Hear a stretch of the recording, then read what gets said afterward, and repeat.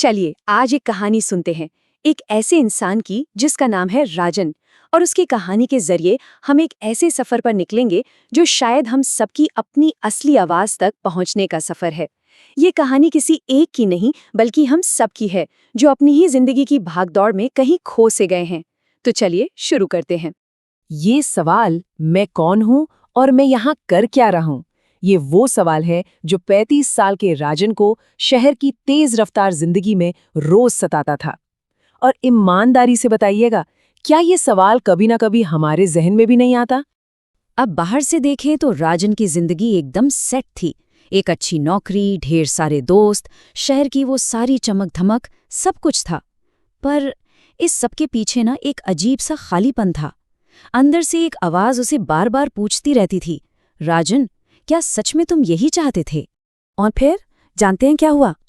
एक दिन एक पुरानी सी दुकान में उसे एक किताब मिली और उस किताब के पहले ही पन्ने पर एक लाइन लिखी थी, क्या हो अगर वो प्यार जिसे तुम बाहर ढूंढ रहे हो वो तुम्हारे अंदर ही हो। बस इस एक लाइन ने जैसे उसे अंदर तक हिलाकर रख दिया। और यहीं से राजन का खुद को फिर से पाने का असली सफर शुरू हुआ। तो इस सफर का पहला पड़ाव क्या था? वो था हायर सेल्फ को समझना, मतलब अपनी असली आवाज को पहचानना। देखिए, इस किताब ने ना राजन को एक बहुत ही पावरफुल कॉन्सेप्ट से मिलवाया और उसे धीरे धीरे समझ आया कि ये हायर सेल्फ कोई बाहर की शक्ति या कोई देवी देवता नहीं है। अरे ये तो उसका खुद का ही असली ऑथेंटिक रूप है, वो वाला रूप जो समाज की शर्तों, दूसरों की उम्मीदों और हाँ, अपने ही बनाए डरों के भारी बोझ के नीचे कहीं दबकर रह गया था। किताब की एक और लाइन थी जो सीधे उसके दिल में उतर गई, तुम टूटे हुए नहीं हो, तुम बस उन उम्मीदों और डरों के नीचे दबे हुए हो जो तुम्हारे हैं ही नहीं। ये पढ़ते ही उसे अपना पूरा बचपन आंखों के सामने घूमता हुआ दिखा, कैसे वो हमेशा अपने पेरेंट्स और टीचर्स की उम्मीदों का बोझ उठाए बस भागता ही रहा। चलिए अब आते हैं दूसरे पड़ाव पर, समाज की बनाई बेड़ियों को तोड़ना। हुआ ये कि जैसे ही राजन ने अपने अंदर की आवाज से कनेक्ट करने की कोशिश की ना, उसे अपने चारों तरफ कुछ अनदेखी दीवारें महसूस होने लगी।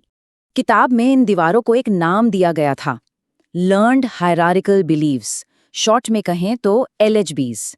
ये वो गहरी मान्यताएं हैं जो बचपन से हमारे दिमाग में डाल दी जाती हैं कि भाई हमारी वैल्यू इस बात पर है कि हम कितना सक्सेसफुल हैं, कितना अच्छा परफॉर्म करते हैं, या फिर दूसरे लोग हमारे बारे में क्या सोचते हैं। तो राजन ने क्या किया, उसने अपनी ऐसी ही मान्यताओं की एक लिस्ट बनाई और लिस्ट देखकर वो सच में हैरान रह गया। मुझे हमेशा परफेक्ट ही दिखना है, अगर मैं दूसरों से बेहतर नहीं तो मैं किसी काम का नहीं, पैसा कमाना ही सबसे जरूरी है। उसे एहसास हुआ कि यही बातें तो अनजाने में उसकी पूरी जिंदगी को कंट्रोल कर रही थीं। तो बस उसने ठान लिया कि वो इन मान्यताओं को चैलेंज करेगा। उसने शुरुआत की अपनी सबसे बड़ी LHB से, मुझे हमेशा परफेक्ट होना है। तो अगली बार ऑफिस में एक प्रेजेंटेशन के दौरान उसने परफेक्ट होने की टेंशन छोड़ दी और बस अपनी बात पूरी ईमानदारी और दिल से रखी। और पता है नतीजा क्या हुआ? लोगों ने उसकी बात को और भी ज्यादा ध्यान से सुना। लेकिन देखिए, इन गहरी जमी हुई मान्यताओं का सामना करना आसान नहीं था। राजन को एहसास हुआ कि उसका सबसे बड़ा दुश्मन, सबसे बड़ा क्रिटिक कोई और नहीं, वो खुद है। और बस यहीं से उसके सफर का तीसरा और शायद सबसे जरूरी पड़ाव शुरू होता है, खुद से दोस्ती करना। राजन ने एक बहुत ही इंटरेस्टिंग चीज नोटिस की। जब उसका कोई दोस्त कोई गलती करता तो वो उसे कितने प्यार से समझाता था, कोई बात नहीं यार, हो जाता है, गलतियां तो इंसानों से ही होती है। लेकिन जब वैसी ही कोई गलती वो खुद कर देता तो वो अपने आप से एक दुश्मन की तरह बात करता था। कितना कठोर, कितना बेरहम। तो खुद को लगातार जज करने की इस आदत को तोड़ने के लिए उसने किताब में दी गई एक बहुत ही सिंपल सी एक्सरसाइज करनी शुरू की। ये एक बहुत छोटा सा कदम था, पर यकीन मानिए इससे उसे बहुत ज्यादा सुकून मिला। इसके बाद राजन ने सीखा कि क्रिएटिविटी यानी हमारी रचनात्मकता, ये भी खुद से जुड़ने का एक बहुत ही पावरफुल तरीका है। ये सिर्फ आर्ट बनाने के बारे में नहीं है, ये तो बिना किसी जजमेंट के खुद को एक्सप्रेस करने के बारे में है। तो फिर क्या था? राजन ने सालों से धूल खा रहे अपने स्केचपैड को फिर से उठाया। वो फिर से कहानियां लिखने लगा। उसे ये एहसास हुआ कि क्रिएटिविटी का मतलब कोई मास्टरपीस बनाना नहीं है। इसका असली मतलब तो बस बिना किसी डर के जो भी अंदर चल रहा है उसे कागज पर उतार देना है, बस। और आखिर में उसने जर्नलिंग की पावर को समझा। जर्नलिंग मतलब डायरी लिखना। ये एक तरह से अपने आप से पूरी ईमानदारी से बात करने जैसा था। एक सेफ स्पेस जहां वो बिना किसी जजमेंट के डर के अपने सारे ख्याल, अपनी फीलिंग्स, अपने डर सब कुछ लिख सकता था। किताब में दिए गए कुछ सवालों की मदद से, जैसे मेरा हायर सेल्फ आज मुझसे क्या कहना चाहता है, या आज मैं किस डर को छोड़ने के लिए तैयार हूं, इन सवालों के जवाब लिखते लिखते वो अपने गहरे डरों, अपनी उम्मीदों और सपनों को बेहतर समझने लगा। सच पूछे तो डायरी के वो पन्ने अब उसके सबसे अच्छे दोस्त जो बन गए थे। और अब आते हैं सबसे आखिरी और ज़रूरी बात पर, ये कि ये कोई मंजिल नहीं बल्कि एक लगातार चलने वाला सफ़र है। इन सभी प्रैक्टिस के जरिए राजन ने धीरे धीरे अपनी रोज़मर्रा की ज़िंदगी को बदलना शुरू कर दिया।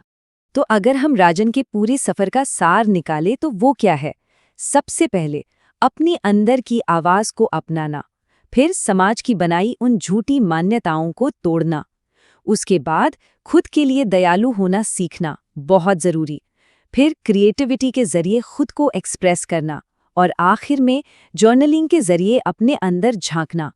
तो जब राजन ने वो किताब बंद की ना, उसे एक बात साफ हो गई कि ये सफ़र यहाँ ख़त्म नहीं हुआ है।